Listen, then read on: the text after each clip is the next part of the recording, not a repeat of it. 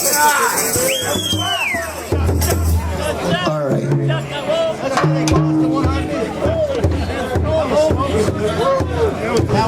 Fairies and Druids, welcome to Tribe Scribes. This poem is untitled.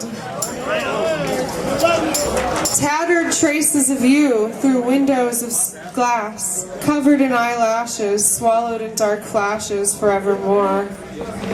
Lines of intention break through the construct of confusion. I was swallowed in illusion, and now I'm free. Ribbons of words slide by, poems and odes to you and me, there's nothing left to deny. All I can see is you. I feel so broken but renewed. Still, I see monsters. Shadows are forming as time marches on. I know someday I'll find my song. For now I'm swallowed in elation, and I know the road is long. Standing here with you once again, I couldn't have dreamed it. Thank you. Fairies and Druids, welcome Sandy. Hi there, I'm not used to public speaking. Kind of a shy poet. I spent a lot of time on the Northern California coast where I lived for 25 years. And I wrote this one after I did a 9.5-mile hike through the redwoods and the ferns. It's called Here You Are Not So Very Strange. Mocha-driven locomotion, poetry in motion, Nordic strider, two-pole glider, primordial Pacific glen, now as it was way back when. Tit-high ferns and fens, green lung, heart sung, solitary walk without any talk, Tinkerbell splash in a dishpan bath, wood nymph mushroom brew, a transcendental stew. Who was I? Who will I be? May I have a look and see?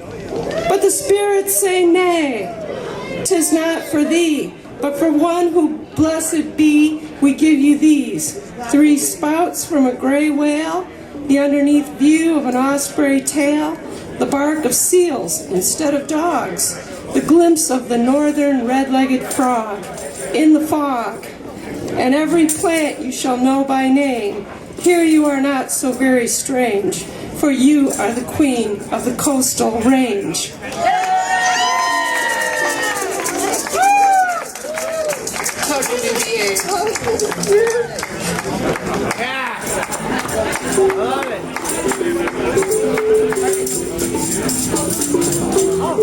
Now we have a special guest, Urban. Who here knows Urban? Raise your hand, Urban. He's going to share, I hope for the coming weeks, gratitude. Because we all need to remember gratitude, especially in these times. So, here's Urban. I wanted to talk to you tonight about gratitude, as Nikki gave me a wonderful introduction.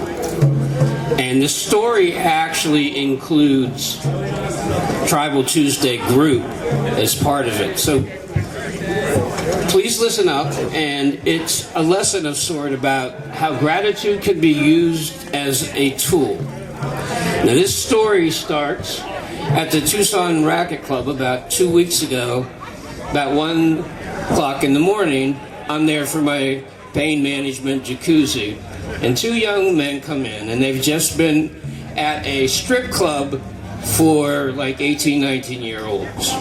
And they want to engage me in a conversation, and I really don't want anything to do with them because I go there to meditate and to deal with pain.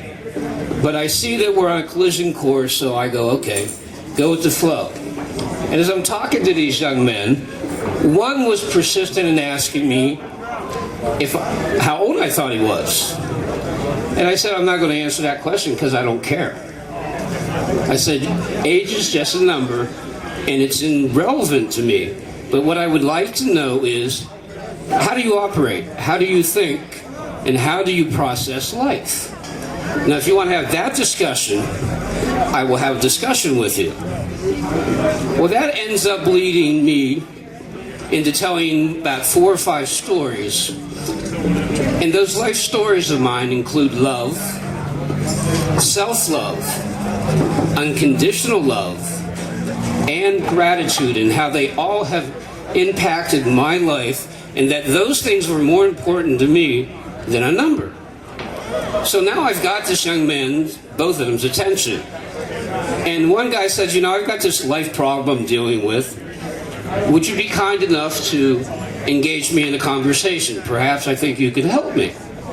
I said, okay, let's see where this goes. And he begins to whine about a girlfriend that they broke up 2 years ago, and he can't get over this breakup. And I literally look at him and laugh.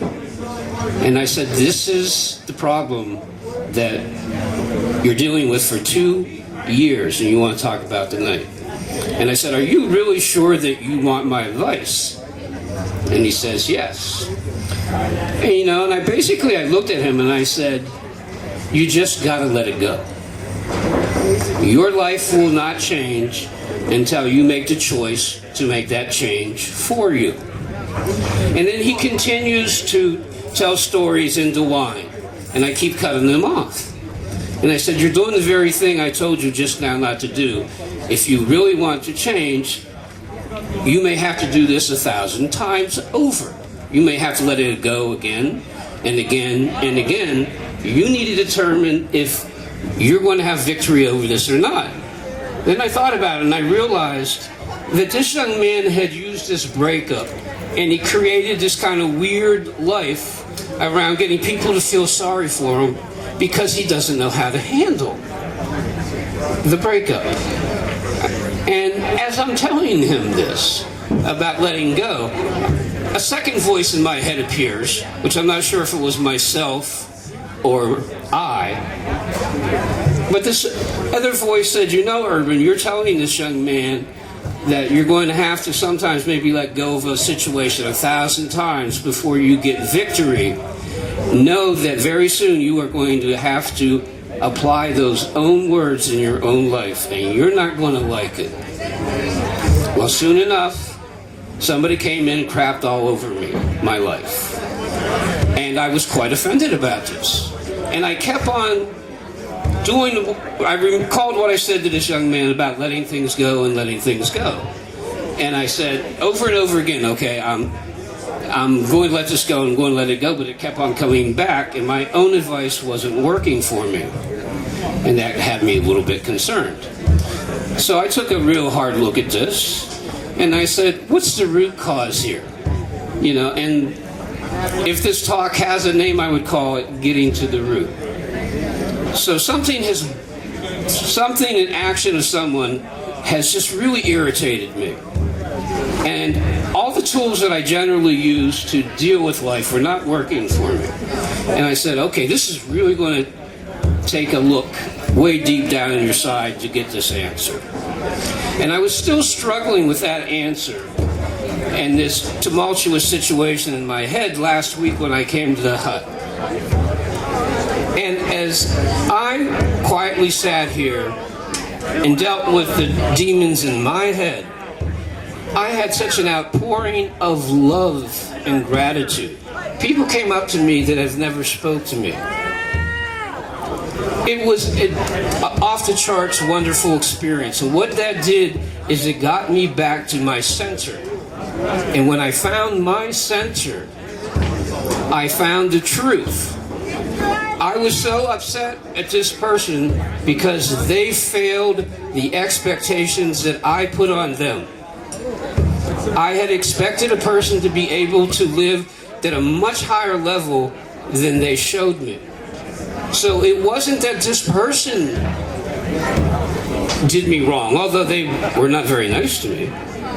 They allowed me, they were a tool, and this is where gratitude comes into play. And I asked gratitude, show me the wisdom that I might understand myself so that I may be the best version of myself that I can be. And I thought about that and I realized, you know, this is just the way the person is because they have some mental health issues and they're going to periodically, if you allow them in your life, they're going to step on you and they're going to upset you.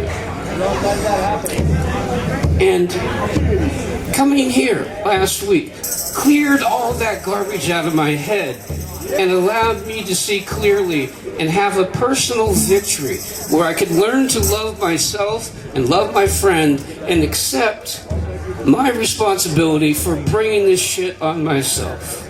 And I'm done, and I'm just grateful to say thank you all very much for listening to me. I love you.